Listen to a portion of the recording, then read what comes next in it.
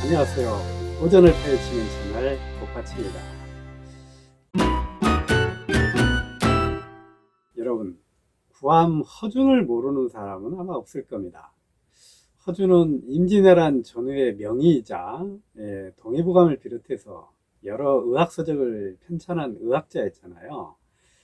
특히 동의보감은 중국에서도 지금까지 30여 차례 정도 출간되고 일본에서도 2차례 출간되었다고 해요. 그래서 그 국제적인 명성을 인정받아서요, 2009년 유네스코 세계 그 기록문화유산으로 등재되기도 했습니다. 특히 성호 이익은요, 조선후기 실학자 성호 이익은 성호사설에서 이렇게 말합니다. 조선에 온 중국 사신이 꼭 동의보감을 얻어가기를 갈망하였다. 이토록 조선시대에도 동의보감은 아주 높은 평가를 받았었습니다. 그런데 이 허준의 이 업적에 비해서요, 이 생애에 대해서는 알려진 바가 별로 없습니다. 아마 여러분도 허준이 어떻게 살았는지는 아마 잘 떠오르지 않을 겁니다.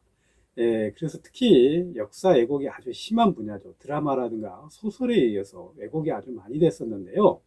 다행히 요즘에는 김호 선생님이 많이 바로잡아 놨습니다.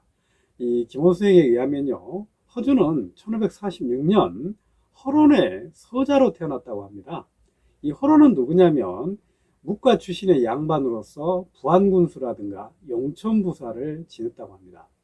또 김호 선생은요, 허준의 어린 시절에 대해서도 기존의 경상도 산천이나 경기도 양천이 아닌 바로 외가인 전라도 담양하고 해남 일대에서 생활했다고 주장을 했었습니다. 더 나아가서요, 20대 초반 젊은 시절의 허준은요, 바로 우리의 주인공 미암 유이춘하고 아주 긴밀한 관계를 유지하면서 살았다고 합니다. 실제로 미암일기를 보면은요, 이 젊은 시절 허준의 활약상이 상당히 많이 나옵니다. 이게 거의 대부분이 허준의 젊은 시절의 기록은 미암일기의 기록이 거의 다라고 해도 과언이 아닐 정도거든요. 그래서 오늘은 제가 미암일기 속에 들어있는 그 허준의 활약상에 대해서 원문과 함께 자세히 아마 좀 읽어드리겠습니다. 왜냐하면 일반인들은 이 일기를 일일이 찾아볼 수가 없기 때문에 제가 차근차근 좀 읽기 쉽게 해서 여러분들에게 알려드리도록 하겠습니다. 먼저 미암이 유배에서 풀려나서 서울에서 본격적인 관직 생활을 할 때인 1568년이었습니다. 이때 허준은 22살이었거든요. 22살의 허준은 자주 미암을 찾아와서 인사를 합니다. 일기를 보면은 거의 한 2달에 한 번 정도씩 미암을 찾아와서 인사를 하더라고요. 제가 한번 대표적인 부분 하나 볼까요? 1568년 2월 20일입니다. 허준이 와서 인사를 했다. 이렇게 미암일기에 기록되어 있습니다.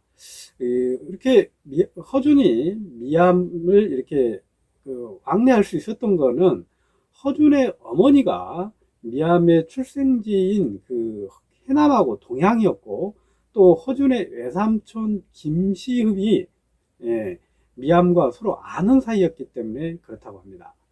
또 허준은요, 미암에게 서책도 많이 갖다 줍니다. 대표적으로 1568년 2월 22일자입니다. 허준이 노자, 문칙, 조화론 등 3편의 책을 보내왔다. 아주 고맙고도 기쁘다. 이렇게 기록해 놓더라고요. 이 20대 초반의 허준은요, 나이는 어리지만 의술은 상당히 뛰어났던 것 같아요. 23세인 1569년에 미암의 부탁을 받고 자주 병치료를 하러 돌아다니는데요. 그 몇 가지 사례를 제가 조금 일기에 대목을 읽어 드릴게요.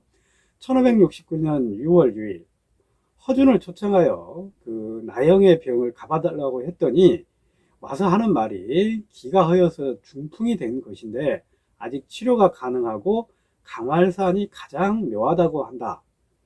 1569년 6월 23일 허준이 부름을 받고 와서 부인의 설정병을 의논하고 갔다. 1569년 6월 29일 내가 어제부터 얼굴 좌측에 종기가 생겨서 허준의 말을 듣고 지렁이 즙을 발랐다. 자주 왔다 갔다 하면서 병을 치료해 주잖아요. 그래서 미암은 그에 대한 보답으로 허준을 내의원에 천거해 줬던 겁니다. 1569년 윤 6월 3일이었었습니다. 예, 허준을 위해 이조 판서에게 편지를 보냈다. 내의원으로 청구해 준 것이다. 예, 허준은 그러니까 어땠어요? 예, 그 의과 시험을 봐가지고 내의원에 들어가는 게 아니라 사실은 미암이 천거를 해가지고 들어갔던 겁니다. 그러니까 허준이 세상에 나가는 출세하는데 가장 결정적인 그 누굽니까 역할을 해준 사람이 바로 미암 유이춘이었던 겁니다. 그래서 이렇게 미암의 큰 도움을 받아서인지요, 이후 허준은 내의원 생활을 하면서도 계속해서 미암의 부탁을 받고 이 미암의 일가 친척들의 병을 치료하러 다닙니다. 대표적인 예들을 좀 소개 한번 해드리겠습니다. 1569년 7월 2일입니다. 허준이 와서 말하기를 신은의 병이 비록 중하지만 치료될 수 있다고 했다. 1570년 5월 7일 아침에 허준이 와서 인사하고 부인이 먹을 오수유안을 상의하고 갔다. 1570년 12월 12일 허준이 지어준 이황은 8량 한 재를 부인에게 주어 먹게 했다. 예, 계속해서 이 내의원 생활을 하면서도 미암의 일가에 병치료를 해주고 있죠. 허준은 또 의술이 좋았던 것 같아요. 젊었을 때. 그러다 보니까 내의원에서도 굉장히 빠르게 승진을 합니다. 25살인 1571년에 벌써 종사품 첨정에까지 승진을 합니다.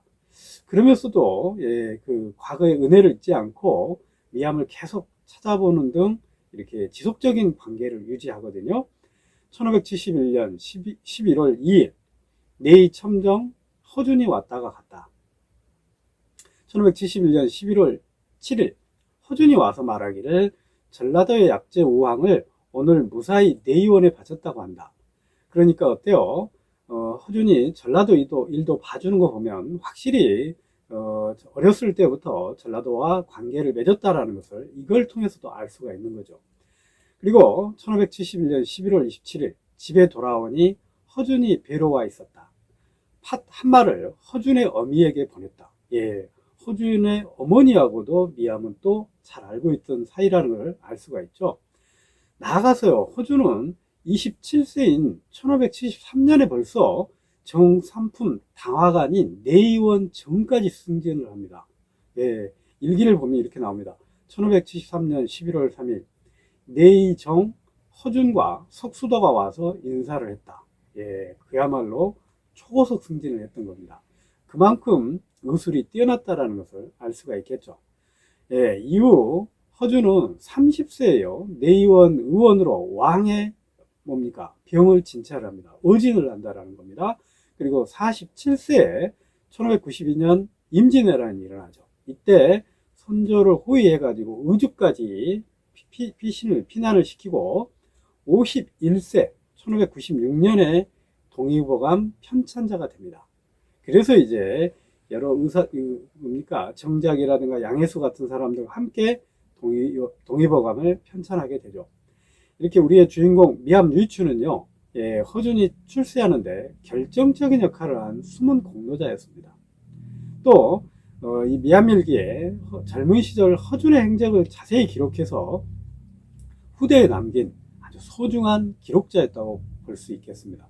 그래서 미암 유이춘은 어찌 보면 일기지만 참 뭡니까? 그 당시에 자세히 일기를 남겨놓음으로써 후대 우리들에게 어떤 지금까지 우리 밝혀지지 않는 기록들을 많이 전해주고 있다는 겁니다.